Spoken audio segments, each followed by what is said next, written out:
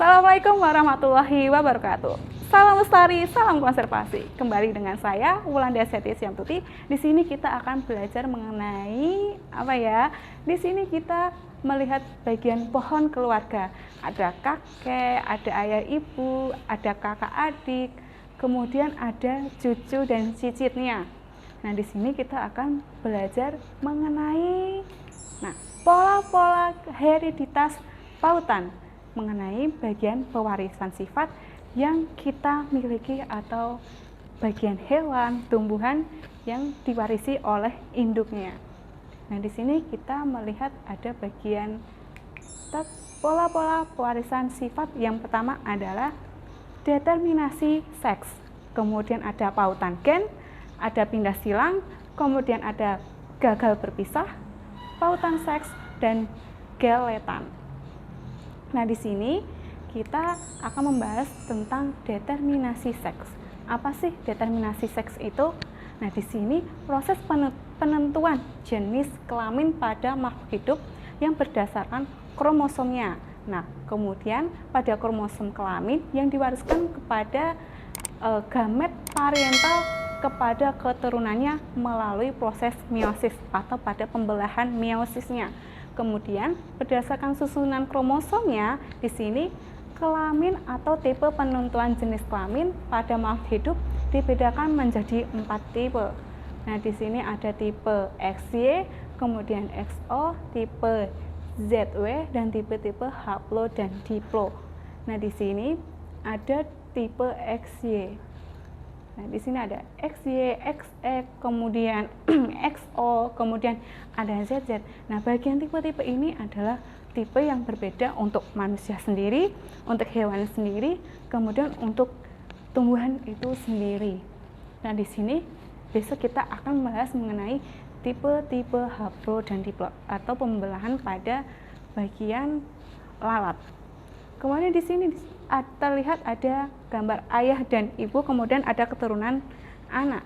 Di situ kenapa bisa anak yang bervariasi atau terlihat ada anaknya itu laki-laki dan memiliki rambut coklat?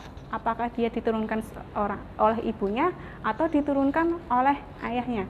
Kita bahas selanjutnya di sini di pautan gen. Untuk pautan gen itu salah satu penyebab penyimpan pangannya semua terhadap hukum Mendel.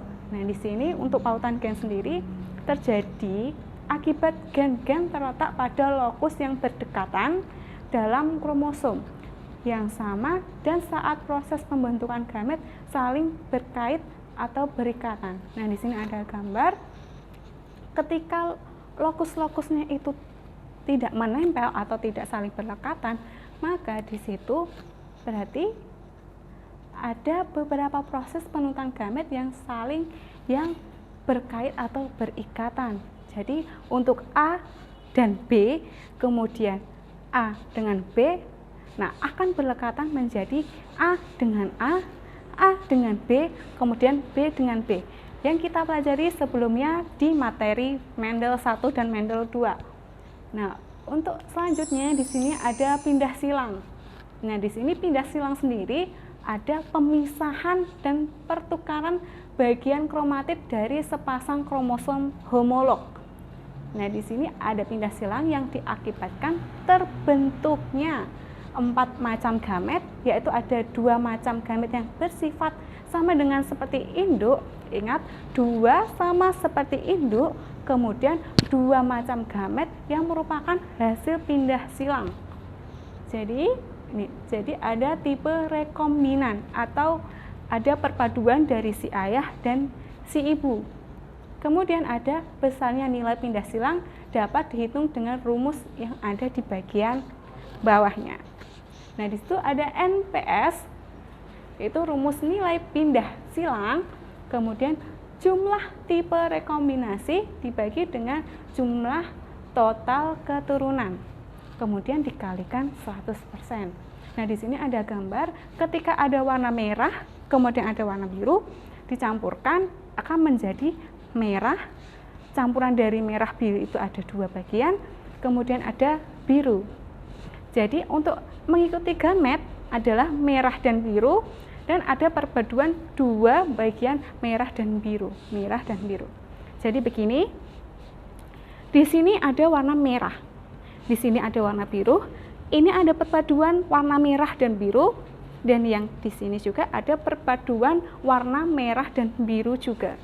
Nah, di sini adalah atau disebut dengan pindah silang. Kemudian ada bagian gagal berpisah. Jangan baper ya, di sini yang dimaksud dengan gagal berpisah itu mengakibatkan sel anak kelebihan atau kekurangan kromosom atau sel auneploid. Nah, kok bisa sih kekurangan sel? Nah, di sini ada gangguan berpisah dapat terjadi pada kromosom kelamin atau gonosom dan kromosom tubuh. Nah, di sini ada bagian gagal berpisah pada meiosis 1. Nah, di situ gagal berpisah ada yang berdekatan yang tidak bisa memisahkan pada setiap kromosomnya. Jadi, bentuknya seperti ini. Ketika kita lihat, maka ketika dia ada pembelahan meiosis, dia tidak akan bisa berpisah seperti ini. Tapi pada pembelahan selnya masih berlekatan seperti ini. Nah, kemudian mengakibatkan meiosis 2 itu terjadi normal, yang satunya tidak normal. Nah, di sini hasil gametnya adalah N+1, N+1, dan N-1, N-1. Jadi 2 normal, 2 abnormal. Kemudian ada meiosis normal. Nah, harusnya kalau meiosis normal hasilnya N+1, N-1, kemudian N dan N. Seperti itu. Jadi ketika ada sebuah kromosom pada manusia yang totalnya ada 22,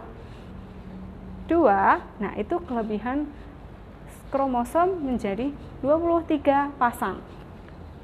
Nah, di sini kita lihat ada pautan seks atau rangkaian kelamin. Pautan seks adalah peristiwa terdapatnya gen dalam kromosom kelamin.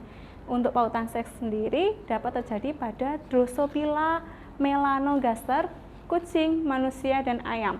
Drosophila melanogaster itu adalah lalat. Nah, untuk Drosophila ini sendiri, untuk pembelahannya itu sangat cepat sekali. Kita lihat melalui mikroskop, akan terlihat sangat, kromosomnya terlihat jelas, kemudian ada bagian-bagian yang pembelahannya itu sangat cepat, kemudian menjadi bagian larvanya itu pun sangat cepat. Kemudian di sini untuk gen letal sendiri, ini gen yang mengakibatkan kematian jika dalam keadaan homozigot. Nah, di sini banyak yang terjadi yang disebut dengan namanya keguguran. Nah, di sini namanya kok bisa keguguran sih? Nah, di sini adanya pengakibatkan kematian jika dalam keadaan homozigot atau gagal terjadinya bagian pembelahan itu sendiri. Yang diakibatkan pertama ini ada gen letal dominan.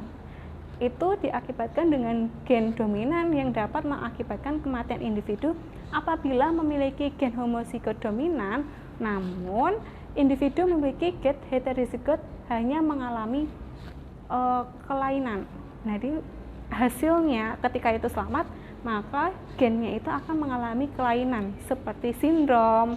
Kemudian di sini ada persilangan, contoh peristiwanya itu ada gen letal dominan, yaitu persilangan antara dua individu penderita brachydactyl gitu. Untuk gen letal sendiri, gen letal resesif itu dapat mengakibatkan kematian individu apabila memiliki gen homozigot resesif. Kemudian di situ contohnya ada persilangan antara dua individu tanaman jagung berdaun hijau yang heterozigot. Kemudian untuk bagian keturunan pada manusia, nah seringkali kita dapati pada manusia yang bentuk jempol itu sangat miring. Nah, di situ biasanya kita ada yang, wah, itu jempolnya kenapa tuh? Jempolnya kenapa tuh? Padahal jempol yang miring sekali di sini itu bukanlah kelainan atau istilahnya cacat. Nah, untuk jempol yang sangat miring itu adalah bagian dari keturunan gen atau determinasi gen sendiri. Jadi keturunan dari sifat si induknya. Jadi contohnya ayah berambut keriting, ibu berambut lurus. Jadi nanti ada bagian anak yang memiliki rambut yang lurus, ada yang berambut keriting, yang dua adalah berambut lurus atau ikal, tidak keriting, tidak lurus. Seperti itu. Kita akan bahas selanjutnya mengenai kelainan-kelainan genetik yang ada pada manusia di KD berikutnya. Sekian dari saya, salam lestari, salam konservasi. Wassalamualaikum warahmatullahi wabarakatuh.